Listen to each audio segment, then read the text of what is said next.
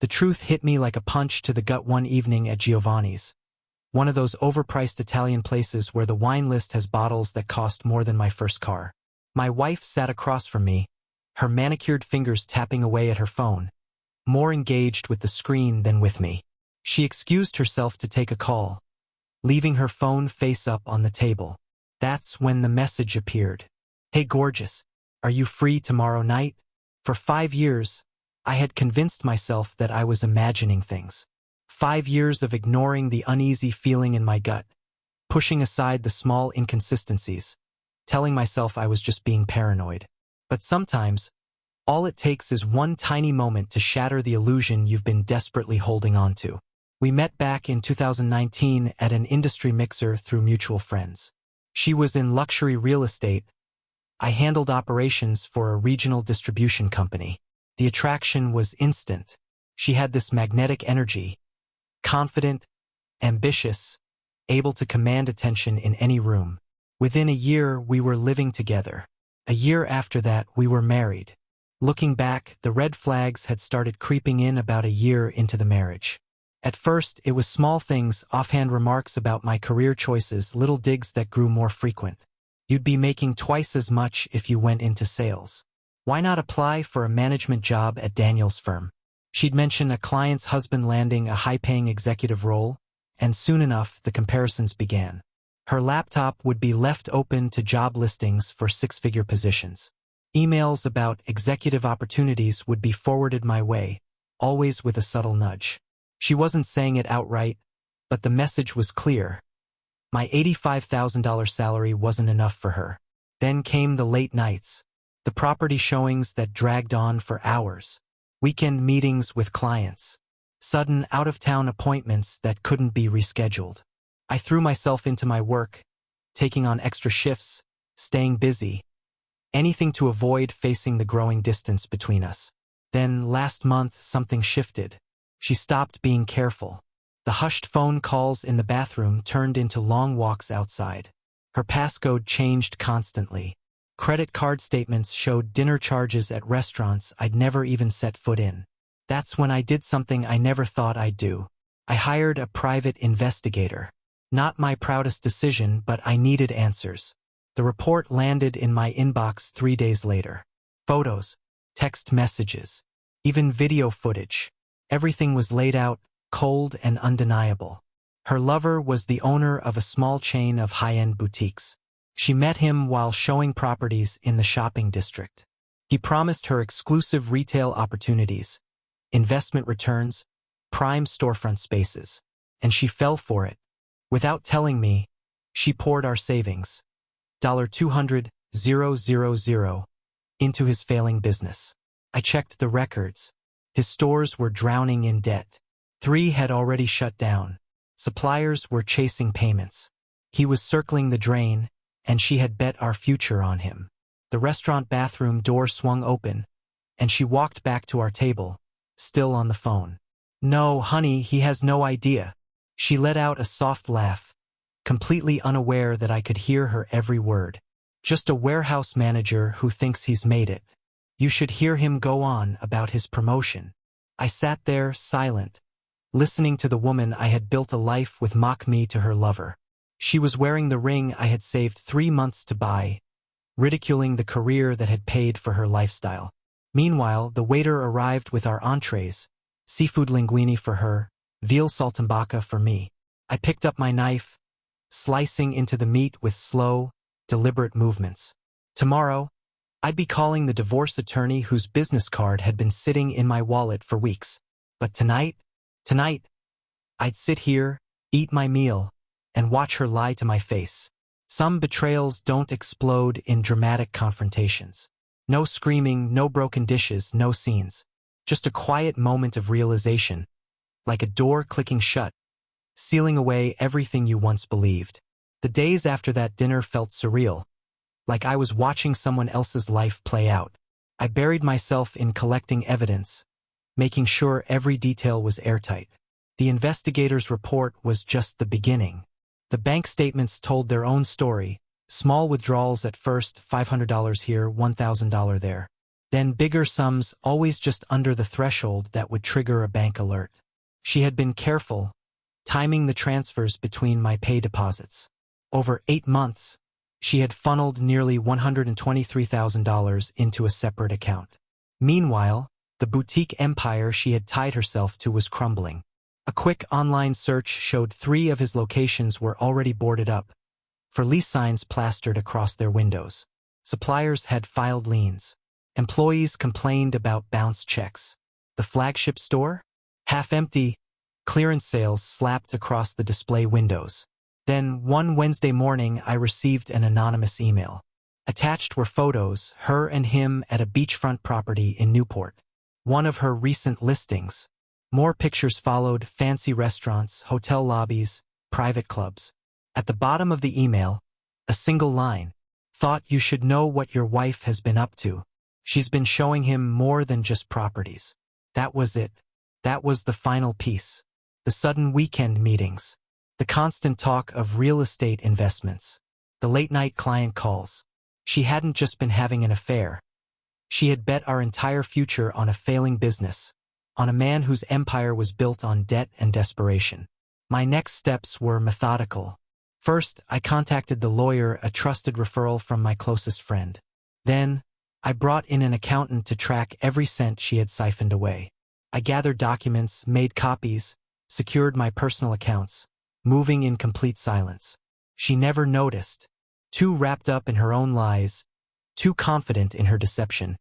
She missed every single sign that I had already started tearing down the life she thought she had under control. The extra hours I spent at work weren't for a new project. They were meetings with financial advisors. The computer issues I kept complaining about? Just an excuse while I backed up every piece of evidence proving her betrayal.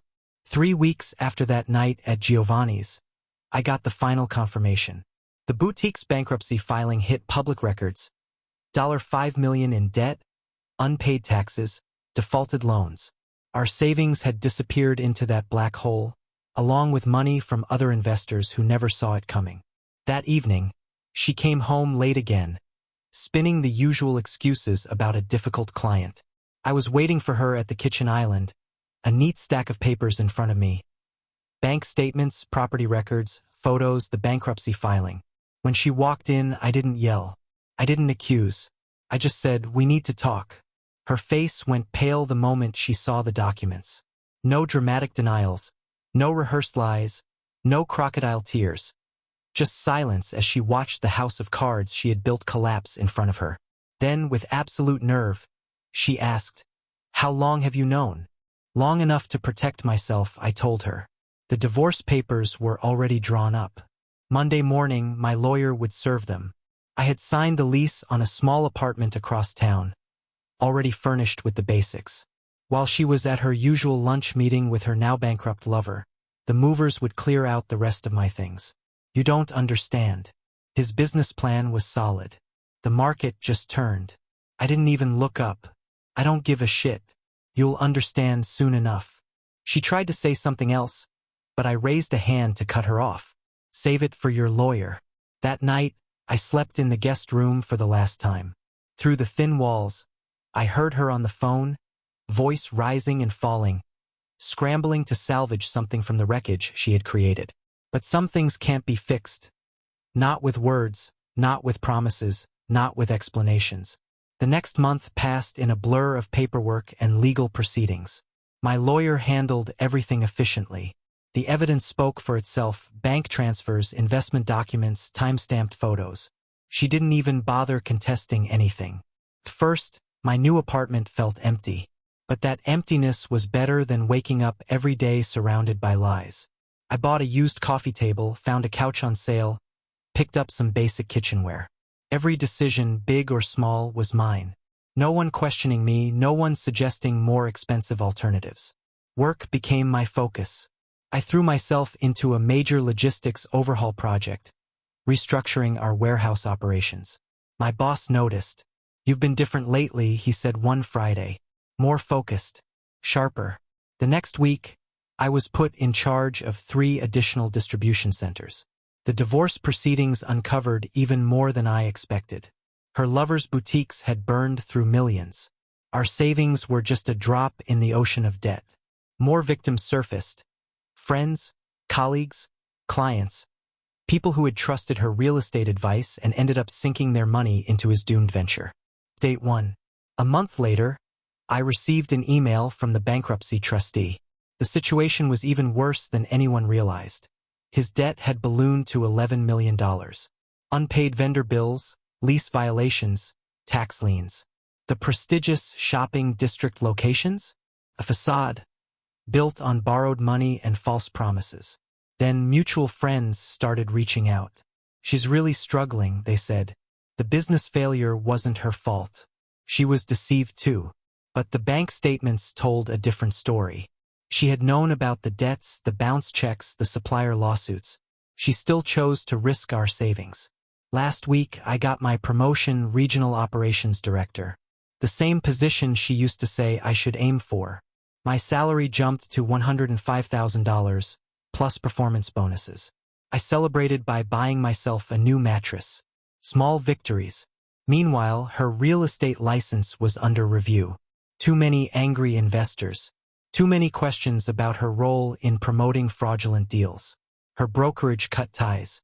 The high-end listings disappeared. The last I heard, she moved in with an old friend. But here's the thing, the hardest part wasn't losing the money. It wasn't even the betrayal. It was realizing that, for 5 years, the person I built a life with had been measuring my worth against empty promises and designer fantasies. And in the end, it wasn't me who had been found lacking. It was her. Yesterday, I ran into her at Costco. The designer handbag? Gone. Replaced by a canvas tote. The Audi she used to flaunt? Repossessed. Now she drives a Kia Sorento. She started to say something, probably another excuse, another story. I didn't stop. I just nodded and kept walking. Some conversations aren't worth having. Every morning, I go over our warehouse reports, track efficiency, monitor distribution patterns. Honest work. Work that keeps things moving, that keeps people employed. My salary might not impress anyone at overpriced restaurants, but it's built on something real. That's worth more than all the empty promises in the world. Tonight, I'm meeting my team to map out next quarter's logistics plan. There's something deeply satisfying about solving actual problems instead of chasing illusions. The numbers in my bank account may be smaller than they were 6 months ago, but they're mine. Every dollar earned through work I can stand behind. And that's something she never understood. Success isn't about turning heads in expensive restaurants. It's about building something real. It's about being able to look at yourself in the mirror every morning, knowing you're building something real, something that lasts. Update 2, 6 months later. Time has a way of shifting perspectives. The divorce was finalized last week. Quick, clean, uncontested. 5 years of marriage wasn't long enough for her to qualify for alimony. The judge barely glanced at the financial records before making his decision. I walked out of that courthouse feeling lighter, even with a drained savings account. Mutual friends told me her lover's legal troubles keep piling up. The bankruptcy investigation uncovered patterns of deliberate fraud. State investigators got involved, something about investor deception and falsified assets. Now, she's been subpoenaed to testify about her role in recruiting investors. As part of the divorce settlement, she's required to repay half of the savings she lost. She's making monthly payments from her new job at a small real estate office across town. Each deposit is a reminder of what happens when you chase the wrong things. How quickly dreams can turn into delusions. Update 3, 1 year later. I'm sitting in my office at the distribution center, watching the sunset through floor-to-ceiling windows. The regional director nameplate on my desk still feels new. The promotion came with a corner office and a clear view of the loading docks. Not exactly luxury real estate, but it's real, tangible, built on actual work instead of hollow promises. Heard she's leaving town. Her sister mentioned something about a fresh start. The bankruptcy case is finally closed. Her lover took a plea deal, some charge related to financial misrepresentation. The boutique spaces? All leased out to new tenants now, businesses that might actually last. Meanwhile, my apartment feels like home. I hung up some art, invested in a decent coffee maker, even started growing a few herbs on the balcony. Small things, simple things, pleasures that don't need anyone else's approval. The silence that used to feel empty now feels peaceful. Last month, I got an envelope from her. Inside, a letter. Explanations, apologies, justifications. I read the first paragraph, then fed the rest through the shredder. I started dating again, slowly. Met someone at a friend's dinner party. She's an elementary school teacher. We talked for hours about everything except money. At the warehouse, things run like clockwork. Packages move through the sorting system, workers get paid on time, suppliers receive their checks. Simple principles. The kind that keep the world turning. Sometimes, I think back to that night at Giovanni's, hearing her mock my salary over the phone. Funny how life works. She chased millions and ended up with nothing. I focused on doing my job well, and ended up with everything I needed. I watched the sun dip below the horizon, see the trucks pull in and out of the docks. There's something satisfying about being part of something that works, something that delivers exactly what it promises. No luxury boutiques, no high-stakes real estate deals, just honest work and real results. That's the thing about worth. It isn't measured in designer bags or luxury car payments. It's built day by day, choice by choice, in the moments when no one's watching. And that kind of worth, it lasts. Men, if a woman starts complaining that your salary isn't enough for her, let her go. Thank you for watching. Don't forget to subscribe and like.